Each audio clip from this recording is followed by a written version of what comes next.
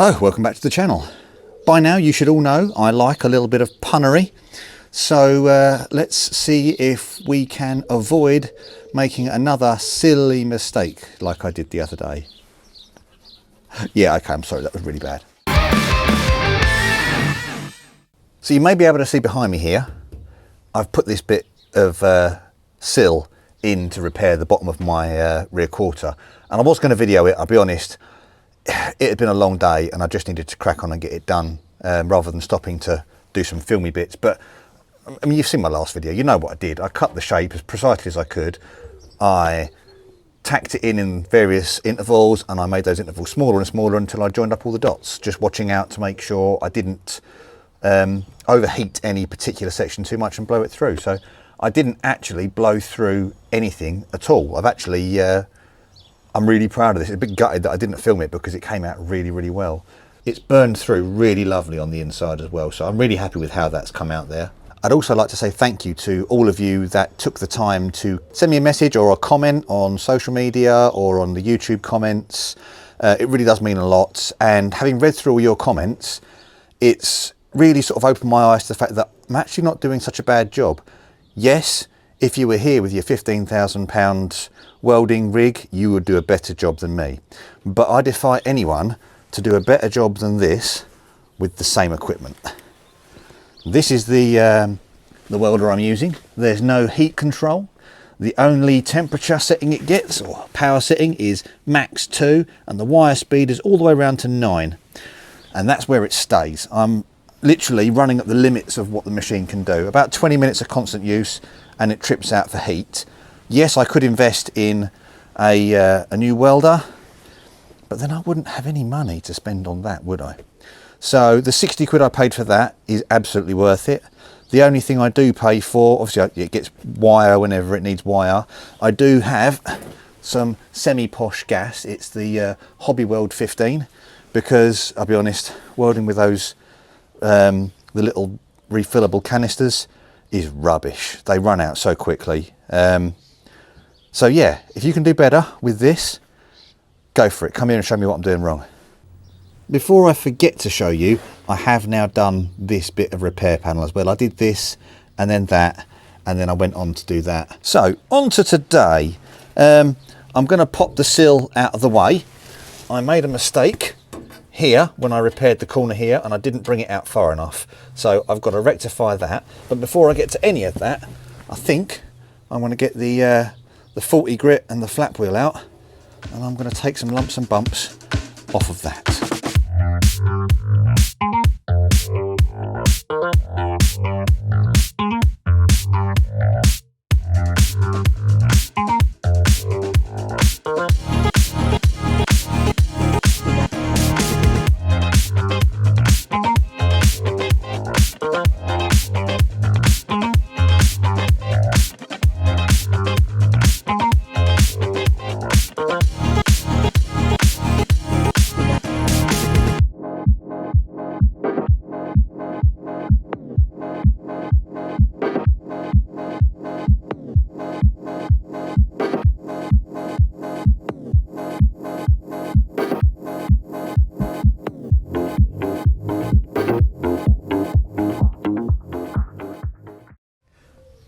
So here's the end result of that, and it's come out quite well. And you'll get to this point and you'll notice there's something sort of, you know, here and there and there. And right, let me explain what's going on here. I have been pulling my hair out for the last, I think it's 2 weeks now since I made that last bit of video, just trying to find out exactly where the end of the heel board should be, because I couldn't believe it would be so different to the other side, and actually it's not. I've identified a flaw in my approach to repairing the car. So obviously we've taken quite a bit of metal out of the side of the car. So the outer sill has come off. I've repaired this bottom edge all the way back to the curved part of this doorstep here and all the way back to just past the heel board. I've done this bit of floor, and so a lot of metal came out and I've been putting stuff back in. But what I didn't spot is that the B pillar had actually moved. Why did the B pillar move, Nick? Okay, let me show you. to install the rear cage, you have to cut out the rear bins. I say have to cut out, you can do it without cutting out the rear bins, or you have to cut them out and put them back in again. And so there's very little of the original sort of like join between the B post and the inner sill left. And that makes that edge quite weak. Where you've got a 90-degree angle holding it where it should be, that creates a bit of structural rigidity here. And putting in the roll cage probably has a very similar effect. But because I haven't had anything around here and I've changed so much, the outside of the car has sprung outwards. Now I'm going to remove this in a second so you can see how much it's sprung outwards by. So just bear with me and I will show you. I might need to play this back at a higher speed so that you can see it, but watch as I take these clamps off.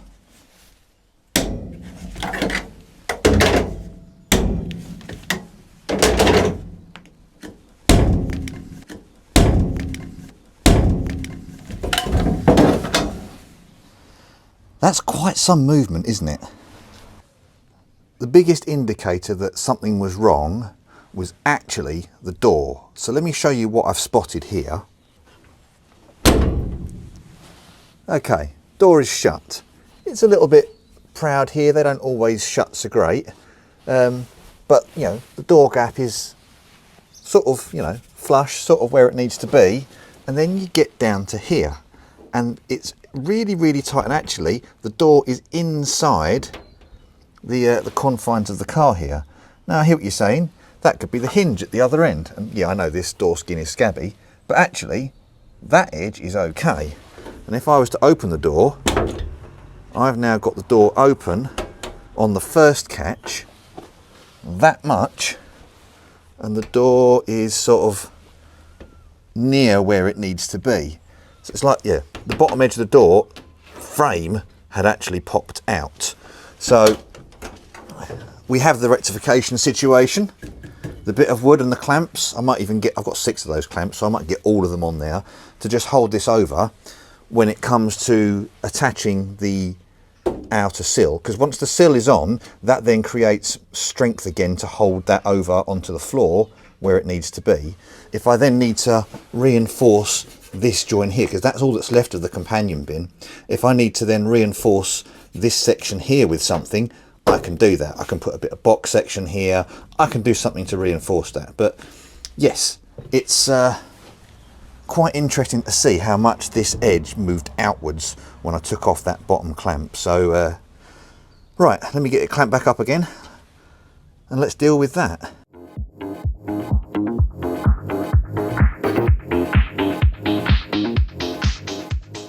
Up to this point, I've had a really big gap here. Now with the B post squeezed over and the sill now in place, and I have to say, previously I was having to pull the sill over a long way just to make everything fit. And to be honest, it's literally, I just clip it in there. There wasn't really much aligning of the two halves that I had to do. So, I mean, if you look underneath the car, all the way down there, it kind of sits exactly where it needs to, which is what we want. So that's the gap I've got to build up, and it does now tally with whereabouts the top part is. It comes out and then it should go down and then it should go that way. So we have a vernier in here. Let's see if I can get it to read. So we need to bring it over 4.8, maybe 5 mil. I might go cut it down to 5 mil to go in that gap. But obviously you'd make something bigger and then you'd cut it down to where it needs to be, wouldn't you? Like that. Now obviously I didn't get it right first time. I had a go, got the angle slightly wrong and forgot to leave a bit on here to send back that way. I then had a go and didn't leave enough on, and I got the angle wrong. So by the third time, I'd kind of got it where it needs to be. If I place this roughly in the gap, well, if it will, you can see what I'm kind of getting at there. So I'm going to just trim this down until it fits in that gap nicely. I can tack it in place, and then we can start rust treating and painting inside the sills, ready for the outer sill to go on. Okay, as if by magic, or at least the magic of editing, there we go. So you can see I am level with where the outer sill needs to finish. the, it's just trying to hold it in place. The shape is actually pretty close. It's just the bottom corner that's not quite right, but that's where it needs to go. It steps out ever so slightly further here than it does up there, and if you look at a heel board, a new one, it does. It sits out slightly further here, then curves back for this panel, for this like closing panel here, which I am aware I do have to repair, but that comes after this and the sill, and it gives me something to kind of attach to. So, but yeah, really pleased with that. I think it's time to break out the welder and get that tacked into place. Here we go. That's got it. Okay, with that little tack held in the top corner there, I can get the sill in place and just check for the last time everything is where it needs to be.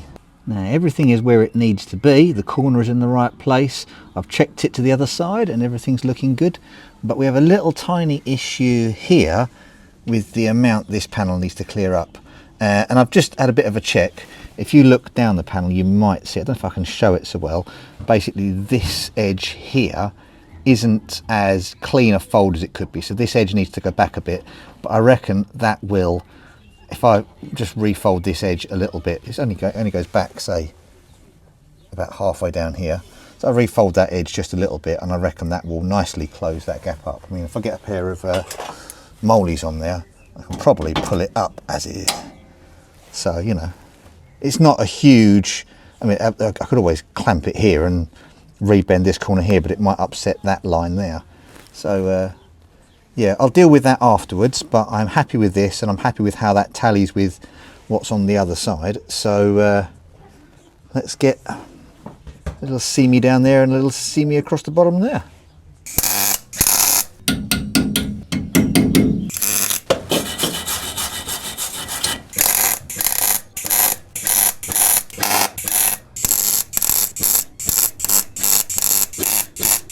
And there we go. Let's break out the grinder and make it look like it was always there.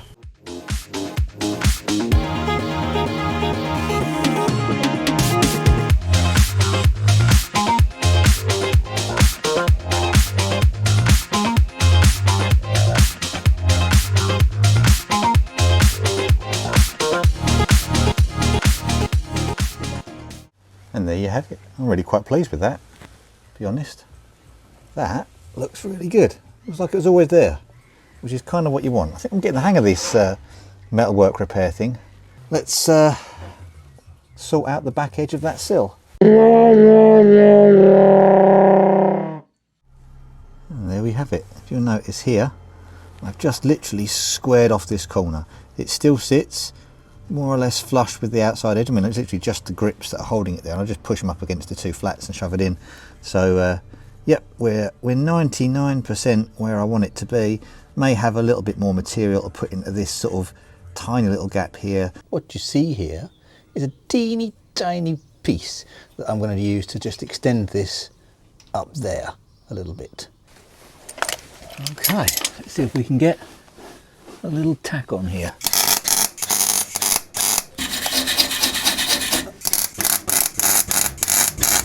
I think we're there. Let's do a magic trick, and when I go like that, there we go. Jobbed. So while I've been jobbing jobs, I jobbed that little hole there. It looks like there's one next to it, but it's actually not. I did that one there. I did a couple of little ones around here and a couple over there, just where I had cable clips kind of like clamped down to the floor. I will at some point get to these. There's a couple on the inner wing. If I say I'm going to be using P-clips and rivets to hold cables in place, someone just jump in the comments and remind me not to do that, because it's not the way. It's just not. Before I get too carried away, I've got this ugly hole here to get filled up, and it looks like it's only a little slither there, but it's obviously on the other side it goes a little further. So I'll start on the top and I'll finish on the bottom, just to plug up the gaps as best I can. And I will be running all the way down the length of the sill just to sort of cast my eye on anything else that I can patch up and repair while I'm here and it's open before I apply some kind of paint to it. But let's break the welder out again. I'm trying an aluminium backing piece this time. You can see it's just held in vaguely in place. You can sort of see where it is there. So it kind of covers the first part of it, and I can move it around as I go if I need to, or bend it as I need to. But yes, let's get welding.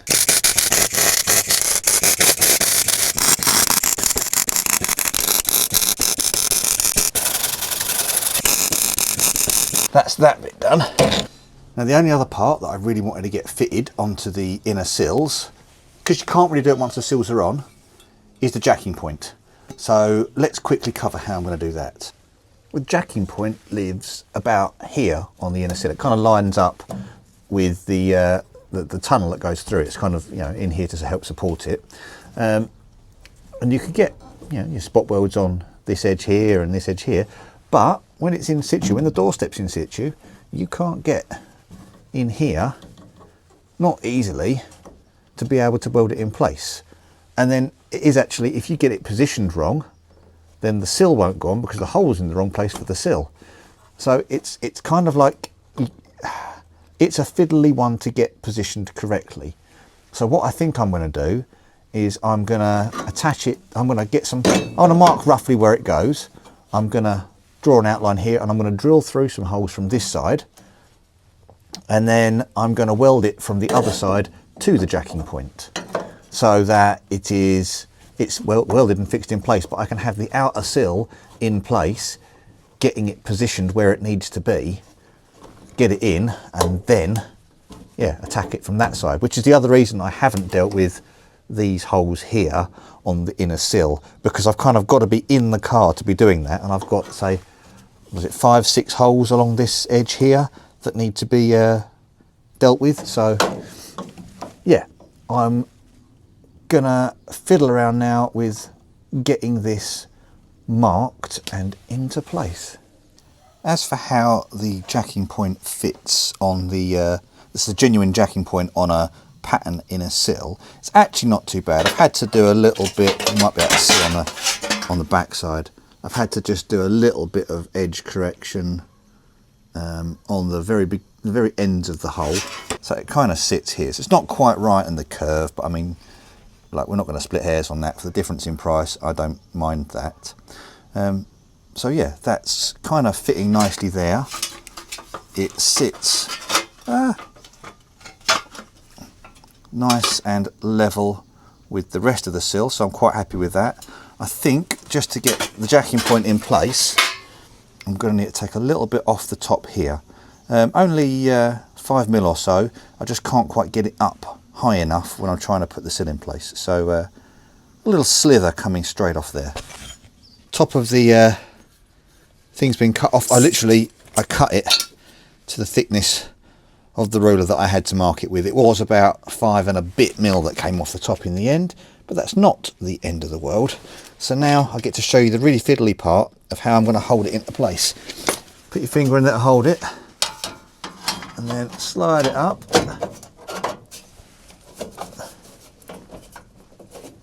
to about where it needs to go, and then you've got to hold it in place and let go of the sill. So that is where the jacking point needs to go. Now I'm just going to get a little paint pen here to do a mark on the sill, because I can't find my my marker pens. So there and there. So these ones on the sides, obviously you can do them from this side. You can, you know, do a hole and weld through that side. It can't hurt to do 2 from that side and 1 from the other side, but you'd have to get it drilled first from the other side. So can I get a mark up there? Yeah, a little mark up there. And then up here, where are we? Up there somewhere. So we've got roughly drawn around the outside of it. We've got, there we go. And so I've got some paint mark on there just so I can see where I need to drill and where I need to clean. And we are good to go.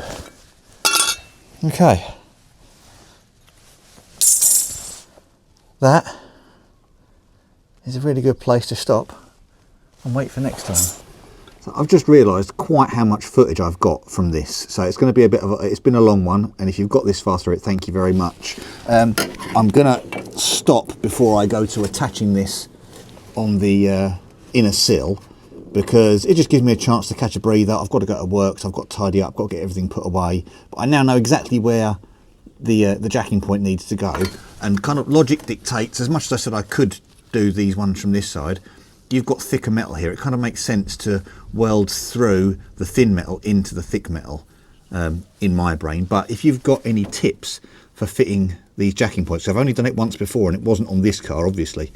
So any tips for getting these jacking points in, please do jump in the comments and let me know. If you haven't already, go and give the thumbs up button a smash, and if you're not a subscriber, please do go and subscribe. And I think I'll see you on the next one.